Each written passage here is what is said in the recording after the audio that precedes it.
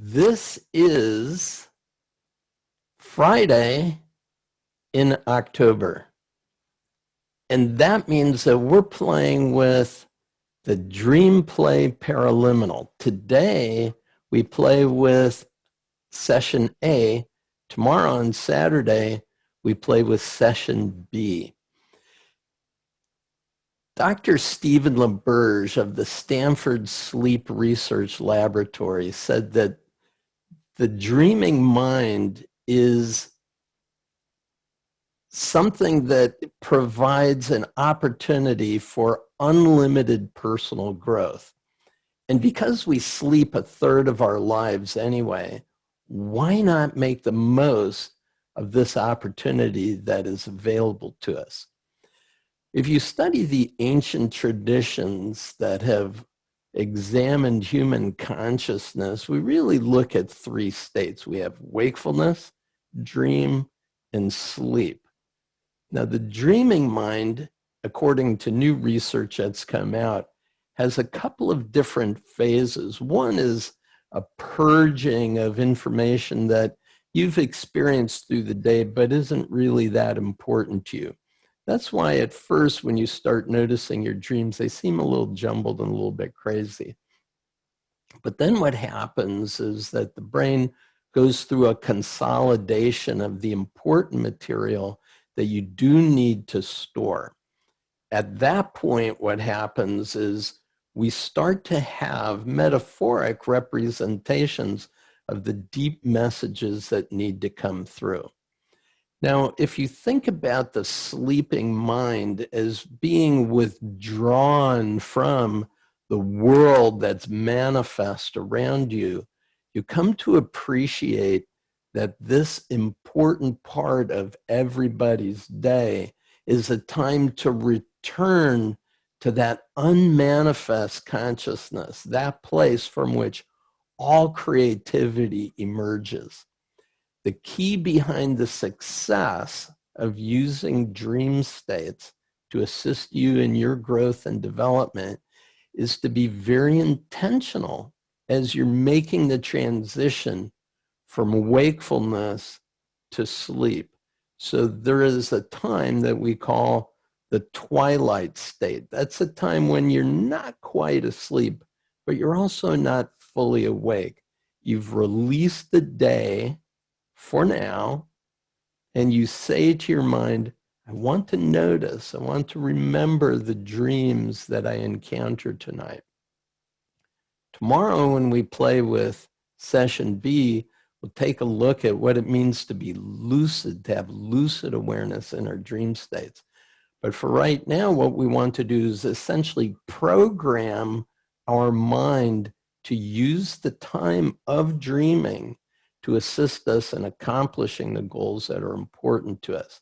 So state to yourself, what is it that you would like your dreaming mind to do for you tonight? Now, as I mentioned, the ancient wisdom traditions that have studied human consciousness for thousands and thousands of years talk about the universe being withdrawn from the manifest to the unmanifest at night. That's essentially what happens. And when you get the capacity to go into this unmanifest state, you can actually create, you can start or have an inception of what it is you're choosing to bring into manifestation in your life. It's very interesting that some traditions talk about sleep as being very similar to death. In essence, we're dying to the outer world and we're going into that consciousness that is timeless, it's eternal, it's who we were before we were born, it's who we are after we breathe our last breath. It's that recognition that consciousness is, always has been, and always will be. So when we go to that place consciously, to use our dream states, to go into that unmanifest state and say to ourselves, what is it that we would like to bring about in our world. We could talk about solving significant problems or issues that may have troubled us during the day. We now get to release it and let the non-conscious part of us do the work to analyze all the components of it. What's important, and consolidate that. What's unimportant, and release it. The mind is going to be doing this anyway. Have it do it on your behalf to accomplish what it is that you want. It also is training you to be exquisitely aware of non-conscious capacities of your mind. You see, everybody dreams every single night.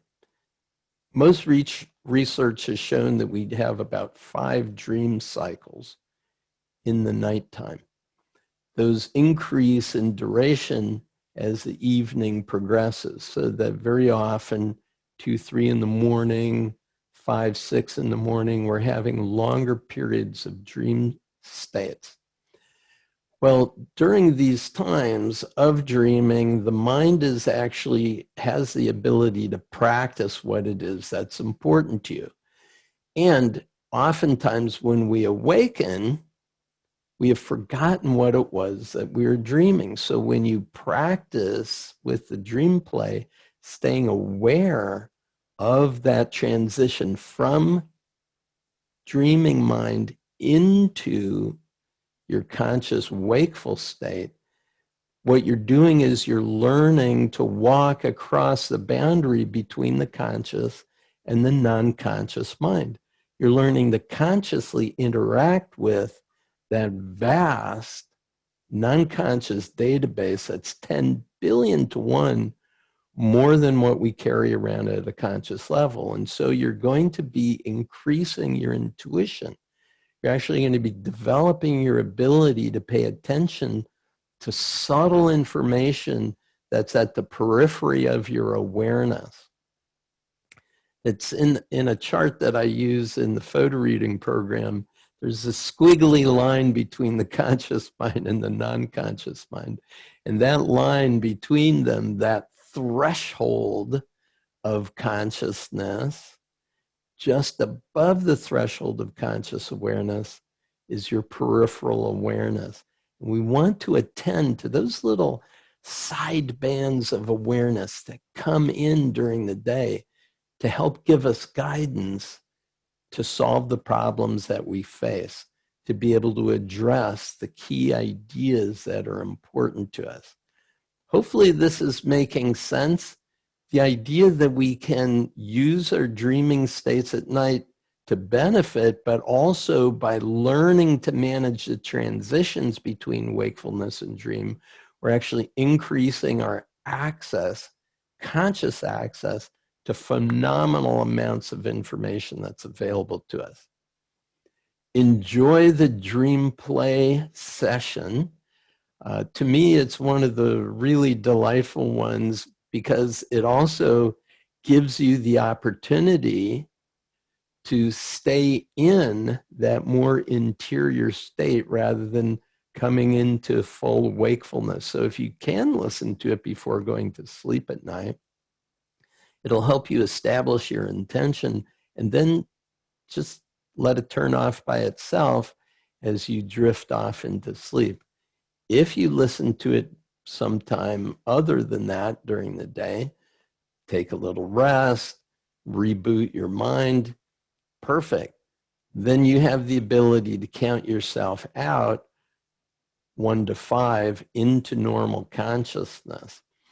Either way, you're going to be developing this profound resource. And since 1/3 of our life is spent in that dream state anyway, or sleep state, let's make the most of it. Enjoy. Thanks very much for being a part of this. I'll look forward to seeing you again tomorrow when we're going to play with lucid dreaming. Peace and blessings. That's all for now.